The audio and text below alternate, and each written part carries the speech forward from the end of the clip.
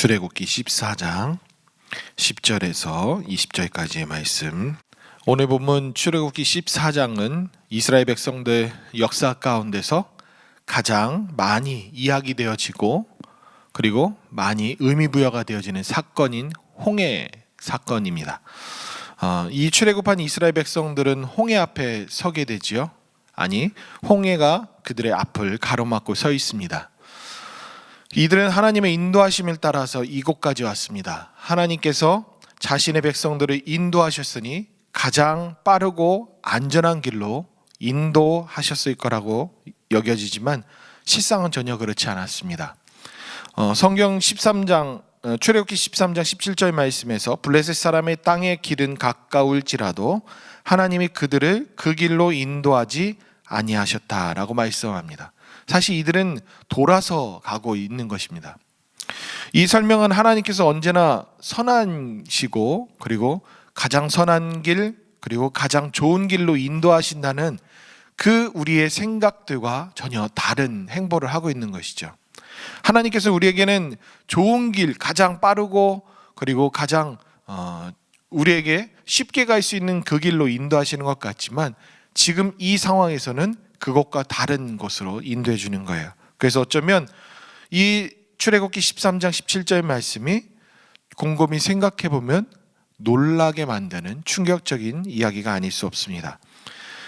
조금 더 과장되게 말한다면 믿는 도끼에 발등 찍히듯 어쩌면 배신감이 있고 그리고 실망감이 몰려올 말씀 구절이기도 합니다. 한번 생각해 보세요. 이스라엘 백성들 입장에서는 하나님께서 10번의 재앙을 통해서 자신들의 백성들을 구원해내셨습니다. 그리고 애굽이라는 거대한 나라를 쑥대밭으로 만들기까지 하면서 이끄신 거예요. 그리고 수많은 재앙들로 인해서 이집트에게는 경제적인 손실을 일으켰고 그리고 자손의 대가 끊기게 할 수 있는 아주 큰 사건까지도 일으켰습니다. 장자가 다 죽임당한 그 사건들. 이런 것을 본다면 정신적인 손실뿐만 아니라 아주 거대한 일들을 하신 거예요. 그리고 10가지 재앙은 단순히 그냥 기적을 일으킨 것이 아니라 이집트의 신들을 하나씩 제거했던 그런 사건들이에요.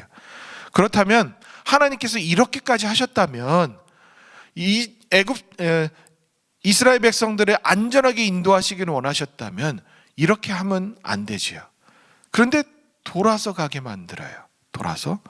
그리고 또한 이들에게는 뒤에 마병과 병거와 그리고 군사들이 죽일 듯이 아주 빠른 속도로 쫓아오고 있는 상황이에요. 그런 상황이면 이스라엘 백성들의 마음들은 어땠을까요? 그리고 이런 상황들을 이렇게 우리가 살펴본다면 하나님의 이렇게 하신 하나님을 우리는 어떻게 받아들여야 될까라는 것도 생각해 볼 수 있습니다.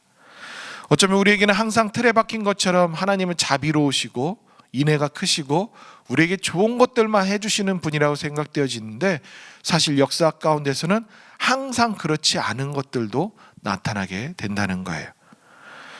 우리에게도 이런 하나님이 우리의 삶에서 이렇게 하신다면 가장 좋은 것이 아니라 우리를 힘들게 내모는 것 같이 막다른 길로 인도하시는 것 같이 하신다면 좋아하실 분이 있을까요? 실망스러울 거예요. 진짜 하나님이 그렇게 하셨어? 라고 생각한다면 우리에겐 충격적일 거예요. 그런데 성경의 기자들은 자신이 겪고 오랫동안 역사 가운데서 행하셨던 그 하나님을 기록하셨는데 그 신앙의 고백들을 통해서 우리는 하나님을 너무나도 틀에 박힌 어떠한 신앙 고백처럼 가둬버릴 때가 있어요. 그렇다 보니 이런 구절들이 나타나면 우리에게는 뭔가 충돌적인 모습들이 있다는 거죠. 그런데 반대로 언제나 좋은 것으로 은혜를 베푸시고 항상 복을 주시는 하나님으로 믿고 의지하는데 정작 하나님은 우리를 궁지로 그리고 고난으로 이끈다는 것, 정말이지 너무 어렵고 힘든 이야기가 아닐 수 없습니다. 그런 의미에서 이 홍해 사건, 홍해에 당돌한 이스라엘 백성들은 충격을 받았을 것이고 너무나도 힘든 상황들 가운데 있었을 거예요. 그래서 그럴까요? 오늘 본문 10절은 그 상황을 아주 명료하게 설명해 줍니다. 바로가 가까이 올 때에 이스라엘 자손이 눈을 들어 본즉 애굽 사람들이 자기들 뒤에서 이른지라. 이스라엘 자손은 심히 두려워하여 여호와께 부르짖고라고 말씀합니다. 여기서 두려워하다라는 이 단어는 단순히 이렇게 두려워, 아이고 걱정돼, 이런 마음이 아니라 이 구절은 깜짝 놀라서 기겁하는 그런 상황들이에요. 그런 감정 상태를 나타내고요, 그 앞에 심히, 아주 굉장히, 아주 많이 그들의 마음들이 그랬다는 것을 나타내 줍니다. 놀라다 못해 두려워서 벌벌 떨고 있는 그 상황입니다. 그러니 어떻게 해야 할까요? 여호와께 부르짖을 수밖에 없었던 것을 그대로 고스란히 설명해 주죠. 여호와께 부르짖었다. 이 부르짖다라는 것은 하나님 하는 게 아니라 단순히 그렇게 그냥 외쳐서 부른 게 아니라 고래고래 소리 지르고 목소리가 완전히 찢어질 정도로 그렇게 악을 쓰면서 하나님께 외쳤다는 것을 나타내주고 있습니다. 그런데 이 울부짖음의 내용이 하나님 살려주세요, 우리를 구원해 주세요, 우리를 도와주세요 했는 그 내용들이 아니었어요. 11절과 12절 말씀 보실까요? 그들이 또 모세에게 이르되 애굽에 매장지가 없어서 당신이 우리를 이끌어내어 이 광야에서 죽게 하느냐? 어찌하여 당신이 우리를 애굽에서 이끌어내어 우리에게 이같이 하느냐? 12절에서 우리가 애굽에서 당신에게 이른 말이 이것이 아니냐? 이르기를 우리를 내버려 두라, 우리가 애굽 사람을 섬길 것이라 하지 아니하더냐? 애굽 사람을 섬기는 것이 광야에서 죽는 것보다 낫겠노라. 이 부분을 읽으실 때 어떻게 읽혀지세요? 그냥 하나님을 살려달라고 하는 그런 외침입니까? 아니면 원망입니까? 원망같이 여겨질 거예요. 이 외침은 원망이었어요. 그리고 심지어는 모세에게 빈정거리듯 하는 그런 어투로 말을 하기도 합니다. 그들의 격한 마음은 전혀 이해되지 않는 것은 아닌데, 그런데 이들의 원망은 점점 노골적으로 변해지고 있고 더 심해지고 있다는 거예요. 그 앞서서 출애굽한 이후로부터 그 순간순간마다 힘들었던 그때 툭툭 내뱉던 그 말들이 이제는 더 심해져서 우리가 애굽 사람의 종 노릇하는 것이 더 즐거웠고 더 그때가 좋았다라는 그 말, 그들을 섬기는 것이 더 행복했다라고 표현하기까지 합니다. 그랬을 때 이스라엘 백성들에게 모세는 다음과 같이 대꾸하죠. 13절과 14절입니다. 모세가 백성에게 이르되 너희는 두려워하지 말고 가만히 서서 여호와께서 오늘 너희를 위하여 행하시는 구원을 보라. 너희가 오늘 본 애굽 사람을 영원히 다시 보지 아니하리라. 14절에서는 여호와께서 너희를 위하여 싸우시리니 너희는 가만히 있을지니라, 이렇게 말을 해요. 그리고 하나님께서 모세의 말에 연이어서 또 이야기를 하세요. 15절과 16절, 17절, 18절까지 말씀인데요, 개략적으로 살펴본다면 15절에서 너는 어찌하여 내게 부르짖느냐, 그러면서 모세에게 얘기하세요. 그리고 이스라엘 자손에게 명령하여 앞으로 나가게 하고 지팡이를 들고 손을 바다 위로 내밀어 그것을 갈라지게 하라. 그러면 마른 땅으로 그들이 행할 것이다. 그리고 17절에서는 내가 애굽 사람들의 마음을 완악하게 할 것인즉 그들이 뒤를 따라 들어갈 것이라. 그리고 마병 병거 이 군대들이 통하여서 말미암아 영광을 얻으리니 18절에 내가 바로와 그의 병거와 마병으로 말미암아 영광을 얻을 때에야 애굽 사람들이 나를 여호와인 줄 알리라 하시더니라고 말씀하세요. 그런데 이 하나님께서 하신 말씀까지의 이 내용들을 이렇게 살펴보면 질문들이 나타나게 돼 있어요. 특히 하나님께서 하신 말씀 가운데서 몇 가지 질문들이 나와요. 쉽게 이해되지 않는 질문. 첫 번째로는 부르짖은 건 누구예요? 이스라엘 백성이에요. 그런데 여기에서 말씀하시고 나무라는 것 같이 하시는 그 지적은 누구에게 얘기해요? 모세, 너는 왜 부르짖느냐라고 물어보세요. 그리고 두 번째로는 하나님이 착각하신 것은 아닐까 이렇게 생각하는데, 그것이 아니라면 모세도 이스라엘 백성들에게 모세도 이스라엘 백성들이 한 것처럼 하나님께 막 소리 지르며 부르짖었던 것은 또 아닐까? 라는 우리의 질문도 던져지게 돼요. 이 부르짖음, 울부짖음은 단순히 그냥 살려주세요 외친 것이 아니라 원망이 담긴 그 부르짖음인데, 그러면 모세도 원망했을까? 이런 생각도 하게 되죠. 그리고 13절과 14절의 이 확고한 믿음의 고백은 무엇일까? 그렇다면 원망이어서 하나님께서 그렇게 지적을 하셨다면 이 고백들은 무엇일까? 모세가 한 고백은 무엇일까 하는 것이죠. 세 번째로는 아직 홍해 사건, 즉 물이 갈라지고 애굽의 군대는 몰살당한 그 모든 것들을 지난 일이 아니에요. 이제 이후에 올 일들이에요. 그런데 모세는 어떻게 하시지? 알고서 얘기하는 것 같은 고백이 담겨져요. 그리고 네 번째로는 애초에 하나님께서 쉽게 가셨으면 이런 일들이 없었을 텐데 왜 하나님이 이러셨을까라는 거예요. 이 몇 가지의 질문들은 저의 질문들이기도 해요. 그런데 처음에 이스라엘 백성들이 성토했던 그 원망, 그리고 모세가 했던 그 말, 그리고 하나님께서 하신 말씀, 이 세 가지, 이 세 부류의 말들을 살펴보면 많은 고민들을 또 하게 돼요. 하나님은 불기둥과 구름기둥으로 인도하시고 10가지 재앙들을 통해 애굽 신들을 하나씩 타파하셨어요. 그러면서 하려고 하셨던 뜻이 무엇이냐면 내가 하나님인 줄을 알게 할 것이다 라고 말씀하셨어요. 어찌 이리도 어리석고 무지분명하지 않을 수 있을까? 한탄스러운 생각들을 하게 만들어져요. 우리는 이런 생각들을 할 수밖에 없어요.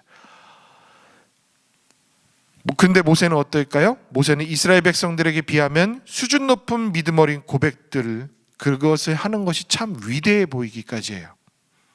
그러나 하나님 보셨을 땐 그도 매한가지였던 것은 아닐까라는 생각도 하게 돼요.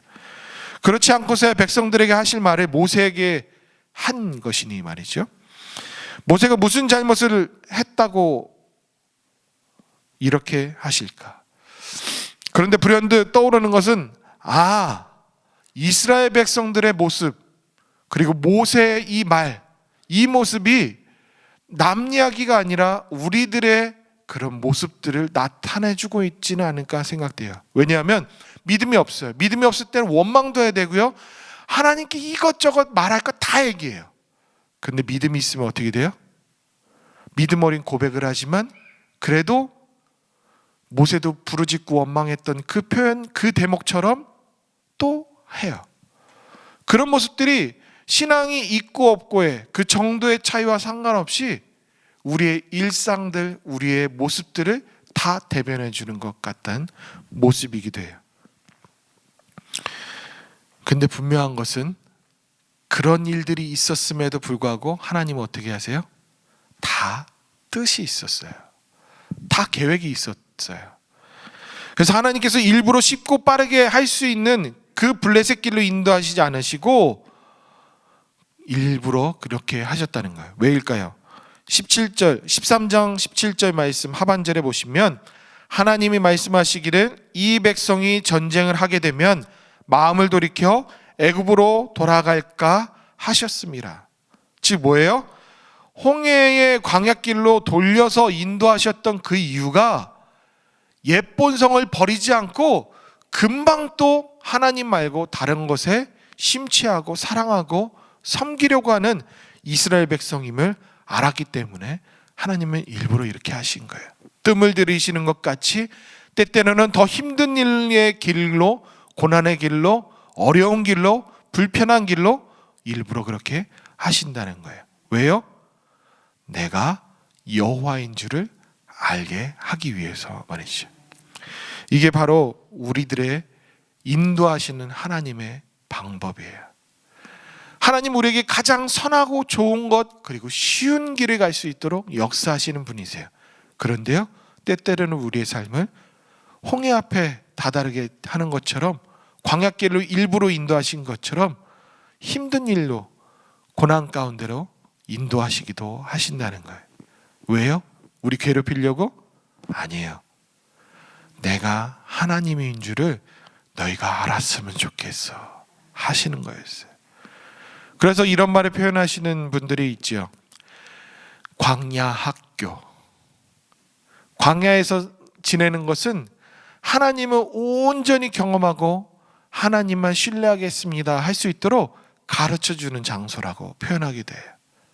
어쩌면 이스라엘 백성들이 인도하셨던 그 길들이 다 그런 의미에서 하나님께서는 하신 거라고 볼 수 있다는 거예요. 하나님은 저와 여러분들이 하나님만 신뢰하기를 원하세요. 하나님만 바라보기를 원하세요. 너가 나를 믿느냐? 그럼 내가 인도하는 그곳이 다 내가 원하는 길이야. 그래서 오늘 때때로는 오늘 살아가는데, 오늘 맞이하는데, 오늘의 나에게 주어지는 그 일들, 힘든 일들이 산적하게 쌓여있고 눈뜨고 살아가는 것이 두려울지라도 우리는 신뢰하며 발걸음을 내딜 수밖에 없어요.